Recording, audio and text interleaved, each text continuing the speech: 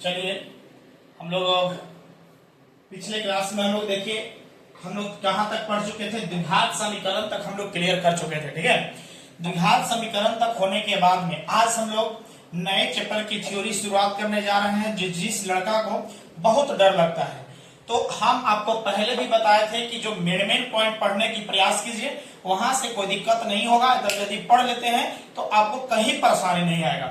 आज हम लोग नए टॉपिक शुरुआत करने जा रहे हैं जो इम्पोर्टेंट है, आपका ट्राइगोनोमेट्री अर्थात त्रिकोणमिति शुरू करने जा रहे हैं, जिससे आपको 20 नंबर पक्का कर लीजिए। तो आज हम लोग शुरुआत करने जा रहे हैं ट्राइगोनोमेट्री। ध्यान दीजिएगा, हेडिंग डाल दीजिए ट्राइगोनोमेट्री।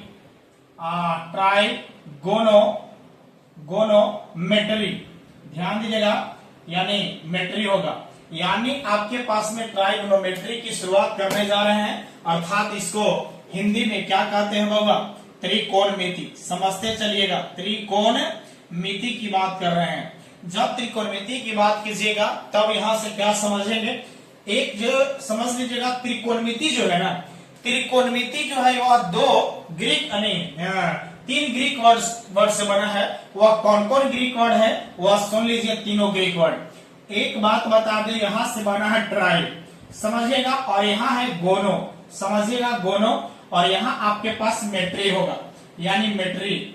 आप उसके बाद में चलते हैं तो ट्राई के मतलब होता है थ्री, ट्राई के मतलब थ्री, और गोनो के मतलब होता है एंगल।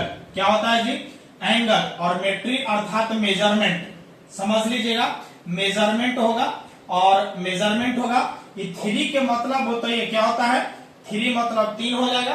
और एंगल मीन्स क्या होता है? कोण होता है। एंगल मीन्स क्या होता है? कोण। और मेजरमेंट की मतलब होता है मापन। आप सोचिएगा, यहां से तीन कोण यानी तीन कोण की माप क्या कहलाता है? त्रिकोणमिति कहलाता है।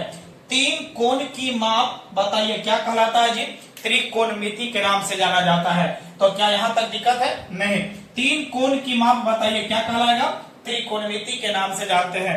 अब तीन कोण की बात करते हैं तो तीन कोण किस में होता है बताइए? जब तीन कोण की जब बात आ जाए तो बताइए तीन कोण किस में होता है? बताइए तीन कोण किस में होता है? तो तीन कोण की बात है, आपके याद कीजिएगा, त्रिभुज नहीं होगा, यानी 1 2 3, यानी तीन कोण जो हमेशा मिलेगा वह किस में मिलेगा? आपको त्रिभुज में मिलेगा। आपको किसी भी प्रकार का जब त्रिभुज लीजिएगा तो आपको त्रिकोणमिति पढ़ना ही होगा। तो याद कीजिएगा, लेकिन 10th क्लास में, खास करके 10th क्लास के बच्चों के लिए खास करके दिया जाता है कि देखिए समकोण त्रिभुज लीजिए जी। कौन सा त्रिभुज लीजिएगा? समकोण त्रिभुज लीजिए, जिसके दो कोणों की अपेक्षा एक कोण का माप कितना डिग्री होना चाहिए? 90 डिग्री होनी चाहिए। दो कोणों की अपेक्षा, ये दोनों कोणों की अपेक्षा एक कोण का माप 90 डिग्री होती है, तो उसको हम लोग क्या कहते हैं? राइट एंगल ट्रायंगल कहते हैं, है ना? राइट एंगल ट्रायंगल कहते हैं, अर्थात इसको हम लोग समकोण के नाम से जानते हैं। यही पढ़े है ना? तो आप सोचिए, हम लोग मुख्य रूप से जैसे कोई भी कहे कि बताइए त्रिकोणमिति किसमें पढ़ी जाती है, तो त्रिभुज में किसी भी प्रकार के त्रिभुज रहेगा उसमें हम लोग पढ़ते हैं, कोई दिक्कत नहीं है। या तो आपको समकोण त्रिभुज हो जाए, समद्विबाहु त्रिभुज हो जाएगा, विषमबाहु त्रिभुज हो जाएगा, किसी भी कोण में, यानी कोण के आधार पर त्रिभुज के प्रकार हम आपको पढ़ाएंगे। इसको डिटेल जब आपको जियोमेट्री स्टार्ट करेंगे तो चलिए हम लोग एक बात करने जा रहे हैं, समझिए। एक इसमें आप सब थोड़ा सा समझ लीजिएगा, समकोण त्रिभुज की बात थोड़ा सा समझ लीजिए। समकोण त्रिभुज है, कहता है, आप बताइएगा त्रिभुज, पहली बात है कि आपके पास त्रिभुज में आगे टेंशन है, तो याद कीजिएगा जब त्रिभुज का निर्माण कैसे होता है कि तीन को जो असमरेख बिंदु, ए बिंदु, बी बिंदु, यहाँ ए है, बी है, और यहाँ क्या चलिए सी बिंदु लिया, मतलब तीन को असमरेख, असमरेख का मतलब कि एक ही लाइन पर नहीं होगा, तब तीनों असमरेख बिंदुओं को मिलाने से जो आकृति बनी है, इस आकृति का नाम बताइए क्या कहते हैं? त्रिभुज के नाम से जानते हैं।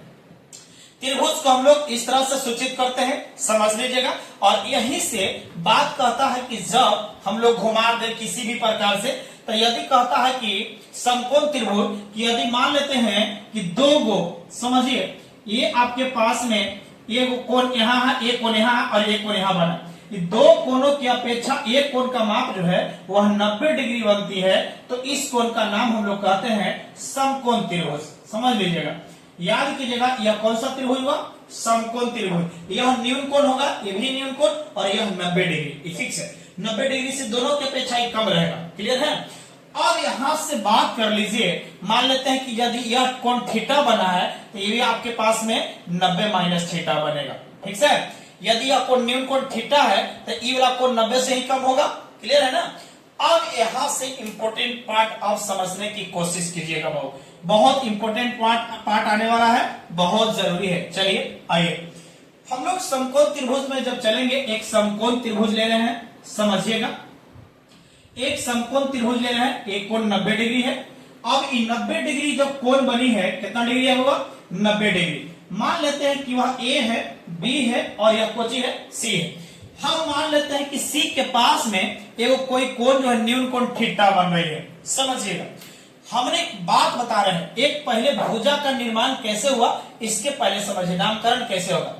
हमने जहां 90 डिग्री देखेंगे उसके सामने वाली भुजा हमेशा हाइपोटेनस कहलाती है, और हाइपोटेनस अर्थात कर्व। तो ये आपके पास 90 डिग्री है, 90 डिग्री के सामने वाला जो भुजा देख रहा है, इस भुजा का नाम है हाइपोटेनस। क्या नाम है जी, हाइपोटेनस के नाम से जानते हैं। हाइपोटेनस अर्थात इसको हम लोग क्या कहते हैं होगा, कर्ण के नाम से जानते हैं।